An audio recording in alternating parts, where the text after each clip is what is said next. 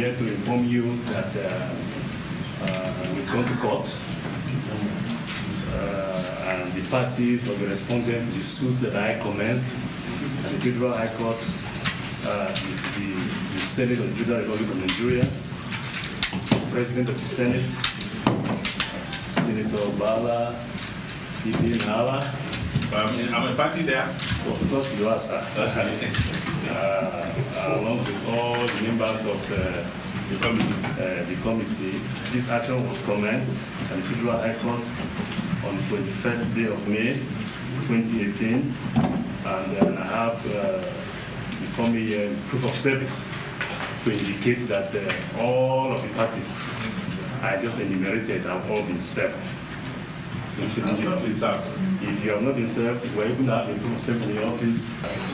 I also happen to be privy to the address of the office, and the bailiff from the court did serve you.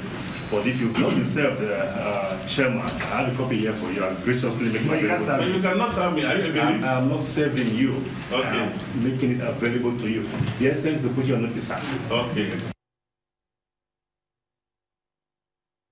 And one of the former heads of state, between that time, was bragging that he spent more than 15 billion American dollars, not naira, on power. Where is the power? Where is the power? And now we have to pay the debt.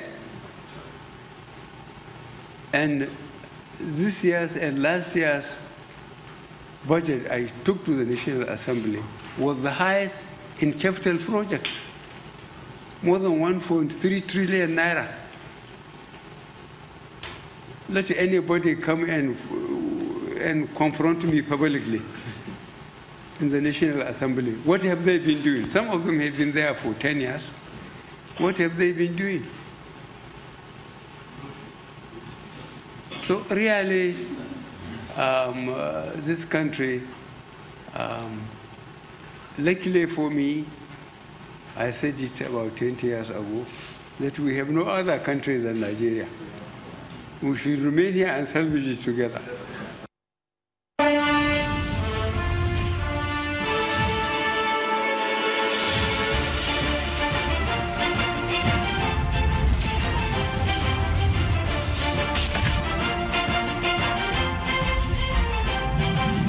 Welcome back, everyone. In November 2016, anti-corruption organization Socio-Economic Rights and Accountability Project set up asked the Chief Justice of Nigeria at the time, Walter Onoren, to appoint an independent counsel to investigate alleged corruption in the spending of $16 billion on power projects between 1999 and 2017 by the Olusegun Obasanjo administration. Today, President Buhari is asking, where is the power?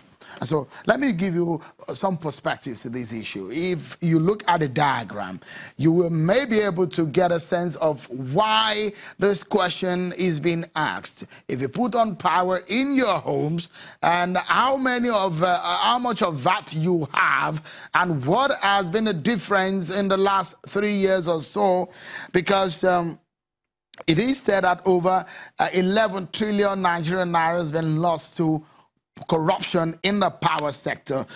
So let's get back to the conversation. And that's the reason tonight where we've brought on the program the former chairman of the Nigeria Electricity Regulatory Commission, Dr. Sam Amadi, who is also a law lecturer at a base university in Abuja.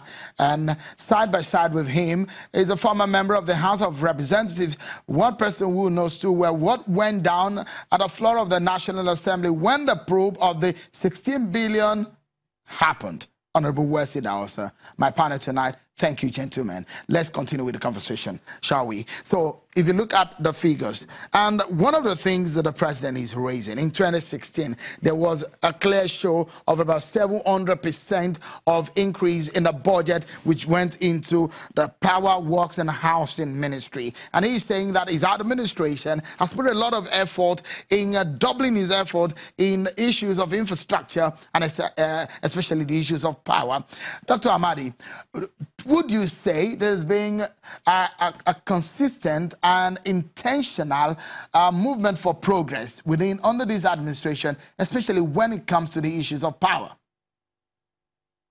Well, I think when the Minister of Power came on board, he announced his agenda as first incremental power, stable power, and sustainable power.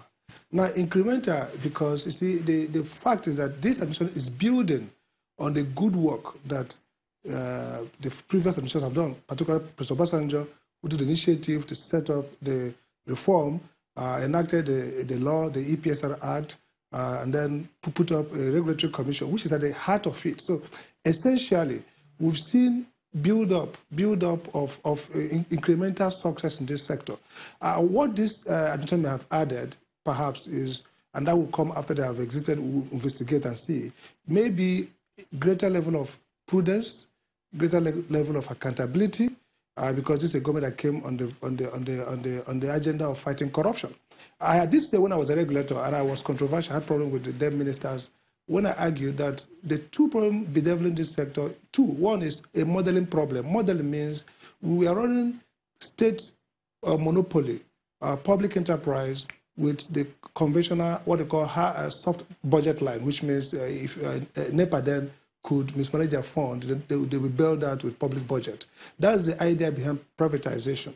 And so we had to reverse that model, create a commercial private sector base, of course, a regulated electricity market. Now, the second problem is the project management problem. We've not fixed that. For example, this government came on the promise of revamping the procurement process, creating the procurement council. It has not. So we're not even sure. We don't have see-through